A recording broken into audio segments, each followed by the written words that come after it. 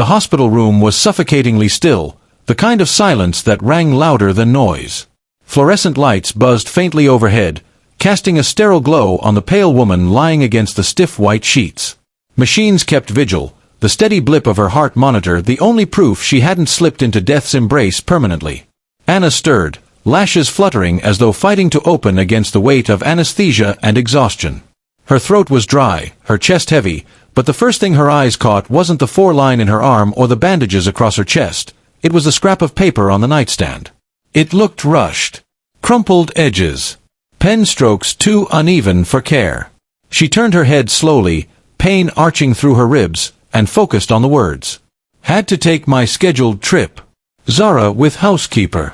Her chest constricted, the beeping monitor spiked, dipped dangerously flat for a second, before returning to rhythm. The words blurred, her vision stinging with sudden tears. Her husband. Mark. Anna's lips trembled as she whispered into the void. Scheduled trip? While I was in ICU. Her voice cracked. A nurse entered quietly, carrying a small tray. Mrs. Caldwell, you're awake, she said with forced cheer, but her eyes softened at Anna's broken look. Anna clutched the note, her knuckles whitening. He left, didn't he? Just left me here. The nurse hesitated, glancing at the paper in her hand. You need rest. Stress will only slow recovery. But rest was impossible.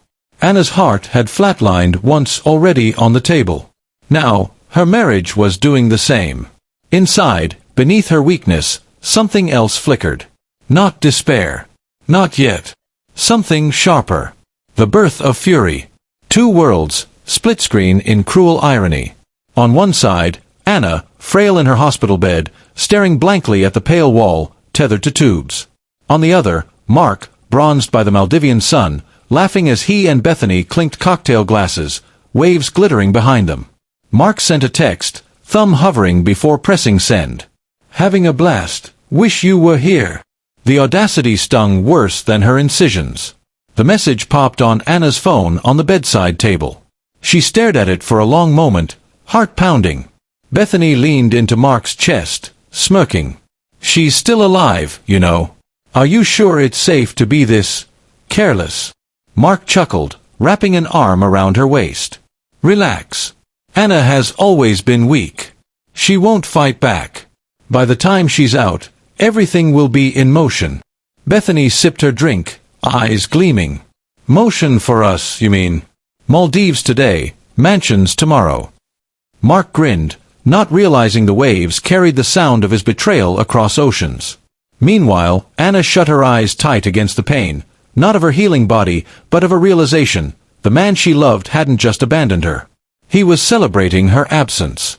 Her tears fell silently into the sheets. But each one watered a seed of silent fire within her. Weeks later, Anna's strength had returned enough for her to leave the hospital. Supported by a nurse, she stepped out of the cab in front of the grand house that once pulsed with warmth. But something was wrong. The front door was ajar. The wind whistled faintly inside. Her heart raced as she stepped in. Echoes. Bare walls. Shadows where her furniture once stood. The familiar scent of home replaced by dust and emptiness. Her side of the closet, bare. Her favorite armchair, gone. On the mantel, a single photo remained, her wedding picture with Mark, her face scratched out with deliberate cruelty. Pinned beneath it, a sticky note in his bold handwriting. Guess you weren't part of the final design. Anna's knees buckled. She reached out, fingers brushing the scratched glass. He erased me, she whispered. He actually erased me. She stumbled into Zara's room. Empty too, except for one thing. A teddy bear on the floor, worn from her daughter's hugs. Anna clutched it to her chest, sobbing. Her whisper turned into a vow. For you, Zara.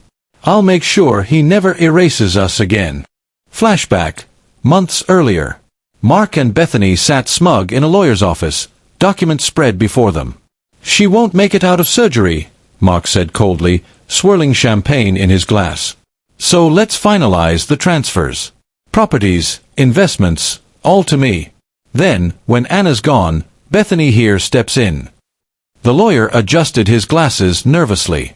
Are you certain you want to move so soon? It could raise questions. Questions. Mark snapped. Questions won't matter when I'm in control.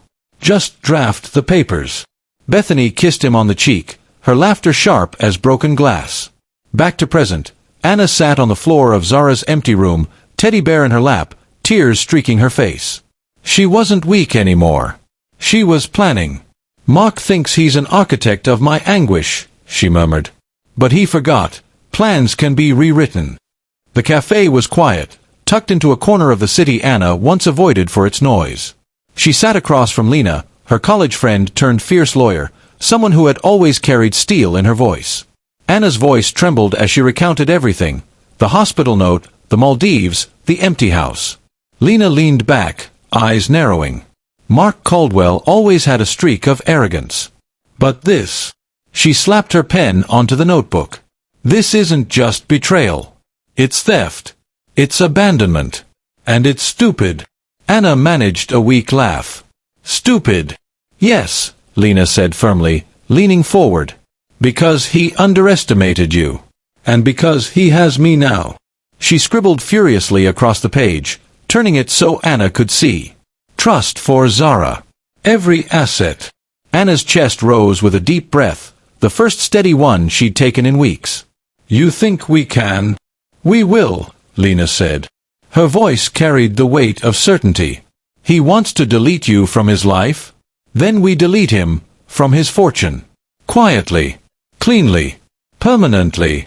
Anna felt a flicker of something she hadn't in months. Hope. Not just hope, but resolve. For the first time since the hospital, her lips curved into a smile. Silent revenge, she whispered. The lamp on Anna's borrowed apartment desk cast a faint circle of light. Outside, the city hummed, but in here it was only her, Lena's face glowing on a laptop screen, and a maze of documents spread across the table. Bank statements. Property deeds. Investment portfolios Mark had thought were secure. Anna's fingers trembled as she scrolled. I don't even understand half of these numbers. Mark always managed everything. Which was his first mistake, Lena replied, sharp as a blade. He assumed control meant security. It doesn't. It makes him predictable. Anna leaned closer to the camera. So, what do I do? Lena smirked, adjusting her glasses. You follow instructions. And trust me. Hours melted away. Anna learned about transfers, holding accounts, offshore trusts. With every click, her confidence grew.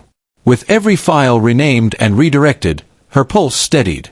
At 2:47 a.m., she hovered over the final confirmation button. Her chest tightened. This was it, the moment of no return. Anna, Lena's voice softened through the speakers. He left you with nothing. This isn't theft. This is reclamation. Do it. Anna pressed. A window popped up. Transfer successful. She leaned back, a quiet smile tugging at her lips. While he deleted me from his life, I just deleted him from his fortune. The night swallowed her laugh, quiet but victorious. The for sale sign clanged against the wind as the realtor hammered it into the front lawn. The house, once grand, once filled with laughter and love, now felt like an empty stage after a tragedy. Anna walked through the room slowly, each step echoing memories. The living room, Zara's first steps. The kitchen, Mark's empty promises. The bedroom, nights of silence, now permanent. She touched the walls gently, fingertips tracing grooves of the past. No tears came. Only resolve. On the doorstep, she placed a single red rose. A symbol. Not of love, but of closure. As she turned away, she whispered to herself, Goodbye, Anna Caldwell. Hello, whoever I choose to be next. The plane roared against the tarmac, lifting into the night sky. Anna squeezed Zara's small hand, their fingers intertwined like lifelines. Mommy, are we going far? Zara's wide eyes sparkled with curiosity. Yes, sweetheart, Anna whispered, kissing her forehead. Far enough to start over. The next morning, Lisbon greeted them with warmth. Cobblestone streets stretched beneath vibrant buildings painted in yellows and pinks. Street musicians filled the air with Fathu melodies. Zara squealed, chasing pigeons in Ratio Square, her giggles ringing through the air. Anna stood still, taking it all in, the freedom, the anonymity, the chance to breathe again. For the first time in months, she inhaled without pain. From the ashes of betrayal, something new was blooming. Mark's black Mercedes purred into the driveway, Bethany perched beside him, tan lines still sharp from their holiday. He was humming, whistling even, already picturing the smug delight of showing Anna the papers he'd signed. But the house was gone. Or rather, the soul of it was. Curtains stripped. Furniture vanished. A bright red sold sign stood like a gravestone. Bethany's brow furrowed. Mark, what the hell? Mark's stomach lurched. He pulled out his phone, logging into his bank app. His jaw clenched. The balances were wrong. No, empty. What the? His fingers scrambled, typing again. Different account. Same result. Bethany snatched the phone, scanning the screen. It's all gone. Her voice rose an octave. Mark, what did you do? His chest tightened. No, it's a glitch. It has to be. His phone buzzed with alerts. Unauthorized transfers. Account closed. Portfolio liquidation. The color drained from his face. Bethany stared, horror-stricken. You mean to tell me, while we were sipping cocktails in the Maldives, she was... Impossible. Mark barked, though his hands shook. Anna doesn't have it in her. But deep down he knew. He had underestimated her. The office was chaos. Phones ringing, lawyers calling, his assistant avoiding eye contact. Mark slammed his fist on the desk. Get me answers. I want names, I want trails, I want... His HR manager's voice cut through the madness. Calm. Stern. Final. Mr. Caldwell, your employment is terminated. Effective immediately. Grounds, financial impropriety, asset mismanagement, and abandonment of spousal duties. Mark froze. What? You can't. It's done, the manager replied. Your reputation has collapsed. We suggest you seek counsel. The line went dead. Mark's phone slipped from his hand, clattering onto the desk. He sank into his chair, staring at the wall, the reality crashing over him. His empire gone.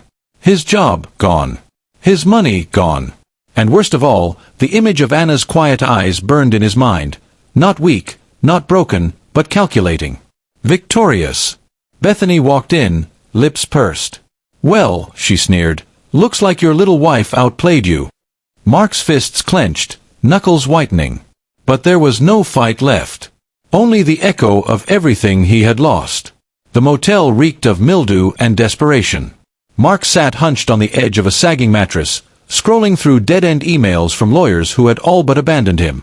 His once gleaming Rolex ticked mockingly on his wrist, the last artifact of a world slipping through his fingers. The door banged open. Bethany stormed in, her designer heels clacking against the stained linoleum. Her face was twisted in fury, mascara smudged. This is your grand plan, she spat, tossing a small duffel bag onto the bed. Trading penthouses for this rat hole? Mark pinched the bridge of his nose. Bethany, just, give me time. I'll fix it. Fix it. She laughed, a harsh, bitter sound. Your accounts are frozen. Your company fired you. The house. Gone. Everything is gone, Mark. What exactly do you plan to fix? Your ego. He looked up, eyes bloodshot. You don't understand. Anna. Bethany cut him off with a sharp gesture. Anna outsmarted you. That's what happened.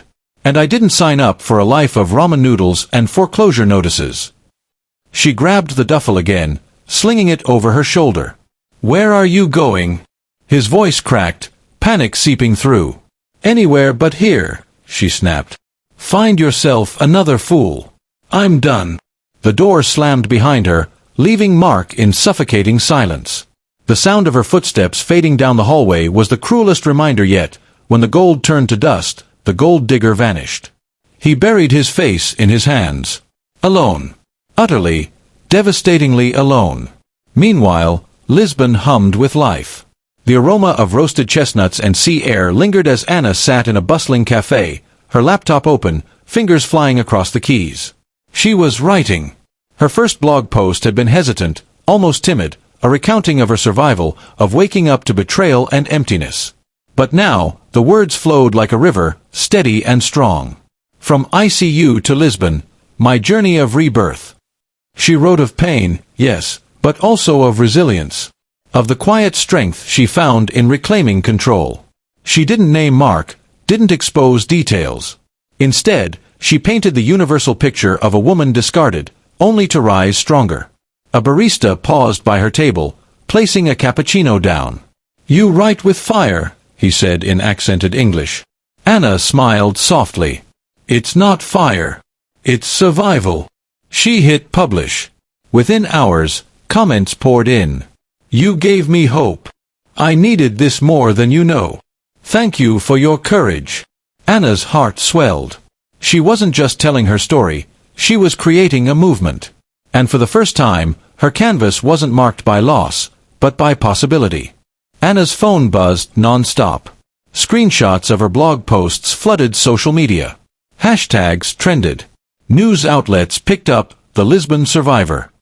She sat on her apartment balcony, the city lights twinkling below. Zara slept soundly inside, her small breaths a lullaby. Anna scrolled through the articles. Anonymous blogger inspires thousands with story of rebirth. The Lisbon survivor, a mystery woman captures hearts worldwide. Her lips curved into a knowing smile. The world cheered her strength, her wisdom. But they didn't know her face. They didn't know that the survivor was the same woman who had orchestrated a quiet, perfect revenge. And she intended to keep it that way, for now. Lena called, voice brimming with amusement. "You've gone viral, Anna. I told you, you're unstoppable." Anna chuckled softly. "It feels strange. Powerful, but strange." "Enjoy it," Lena said. "You've earned it." And Mark? He must be choking on his pride by now. Anna gazed at the skyline, sipping her tea. Let him choke. I'm too busy breathing. The homeless shelter was dim, filled with the muted sounds of weary souls trying to find warmth in a cold world. Mark sat alone at a plastic table, a bowl of soup cooling in front of him.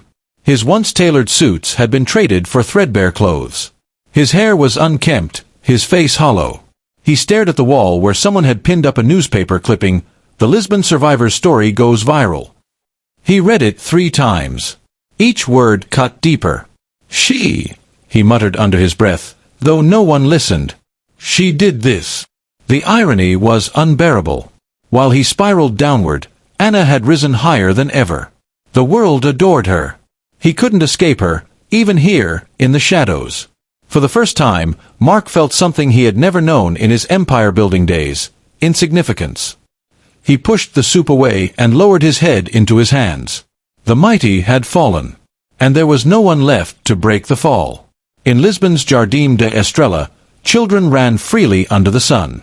Zara, now more confident, spoke Portuguese fluently, laughing as she played tag with her friends. Anna sat on a park bench, watching with pride. Her heart swelled at Zara's joy, at the way her daughter had blossomed in this new world. A fellow mother leaned over, smiling. "Your daughter is radiant." Anna returned the smile. "She is my sunshine." Zara ran over, cheeks flushed, hair wild. She threw her arms around Anna's waist. "Mama, did you see me? I was the fastest." Anna kissed her forehead. "I saw, sweetheart. You were amazing." For a moment, the scars of betrayal faded. All that mattered was here, in this embrace, in this laughter. She had not only rebuilt her own life, she had given Zara a chance at a brighter one. Mark might be rotting in the shadows, but Zara thrived in the light. And that was Anna's greatest triumph. The grand hall buzzed with anticipation. A banner stretched across the stage, Women's Empowerment Conference, Lisbon. Rows of women filled the seats, survivors, dreamers, fighters, each waiting for stories that would strengthen their resolve. Backstage, Anna smoothed her dress. Her hands trembled, not from fear, but from the weight of truth she was about to unleash. Zara, older now, hugged her. "You'll do amazing, Mama." Like you always do. Anna smiled, pressing her lips to her daughter's forehead. This time, sweetheart, I'm telling the world who I really am. When she stepped onto the stage, applause erupted. She adjusted the microphone, her eyes sweeping across the crowd. I am known online as the Lisbon Survivor, she began, voice steady. But today, I'll tell you my real name. My name is Anna Caldwell. Gasps rippled through the room. Cameras flashed. She let the silence linger, then spoke again. I was abandoned, betrayed, erased from my own life. My husband believed I would not survive. But I did. And survival was just the beginning. Her voice grew stronger with each word. She spoke of resilience, of reclaiming her worth, of the silent revenge that had become a rebirth. By the end, the audience rose in a standing ovation, many with tears streaming down their faces. Anna bowed her head, overwhelmed. She was no longer just a survivor. She was a beacon. Lisbon's markets were alive with color, scarves fluttering, spices perfuming the air. Anna strolled through with a woven basket on her arm, Zara skipping at her side. She stopped at a fruit stall, lifting a ripe orange when she saw him. A gaunt figure rummaging through a bin. Clothes torn. Shoulders hunched. Mark. Her heart jolted. For a moment, she thought she was imagining it. But then he looked up. Their eyes met. Time stilled. No crowd, no sound, just a silent collision of past and present. Mark's eyes widened, shame flickering across his sunken face. He opened his mouth, but no words came. His lips quivered, his hands trembling over scraps of discarded food. Anna felt no triumph, no rage, only a quiet acknowledgement of what once was. Zara tugged her hand. Mama! Anna blinked, breaking the spell. Nothing, sweetheart. She guided Zara away, her steps steady. Behind her, Mark sank deeper into the shadows. Their lives had diverged irrevocably. The Atlantic waves crashed gently against the Lisbon coast. Anna sat cross-legged on a rock, eyes closed, the salty wind tugging at her hair. For the first time, she reflected without anger. Revenge had carried her this far, but now she felt something different. Peace. She whispered into the sea breeze. It was never about what I took from him. It was about what I gained for myself. She thought of Zara's laughter, of her blog inspiring women across the globe, of standing on that stage, her voice amplified, her pain turned into power. Her chest lifted with a deep breath. The shackles of her past dissolved into the horizon. True freedom, she realized, wasn't in revenge. It was in letting go. The cafe near the river had become her favorite writing spot. Today, however, she wasn't alone. Across from her sat Daniel, a kind-eyed artist she'd met through a local writers' group. He sketched while she typed, their silence comfortable. Occasionally, they shared glances, laughter spilling easily between them. So, Daniel said, showing her the sketch of a woman standing tall against crashing waves. Guess who? Anna laughed, cheeks flushing. You're flattering me. Not flattering, he replied softly. Capturing. Zara bounded over from the play area, hugging Anna's arm. Mama, Daniel drew you like a superhero. Anna ruffled her daughter's hair, warmth filling her chest. Maybe he sees something I don't. Daniel smiled gently. Or maybe you just don't realize what the world already knows. You're extraordinary. It wasn't a love story yet. But it was a possibility. A tender whisper of a future beyond scars. Years passed. Lisbon's skyline shimmered as Anna and Zara, now grown into a poised young woman, strolled hand in hand. Zara held a copy of Anna's book, Silent Revenge. Its golden letters gleamed in the sunlight. Your story changed lives, Mama, Zara said, her eyes full of admiration. And mine most of all. Anna smiled, her heart swelling. That was always the point, love. To show that broken doesn't mean beaten. That silence doesn't mean powerless. They stopped at a hilltop, gazing out over the city that had given them a second life. The betrayal, the pain, the revenge, it had all led here. To hope. To strength. To legacy. Anna squeezed Zara's hand. From ashes to empire, sweetheart. That's our story. The wind carried her words into the horizon, like a final quiet mic drop. Anna Caldwell, the woman who vanished with all their assets, had not just survived. She had risen, transformed, and become a legend. The end.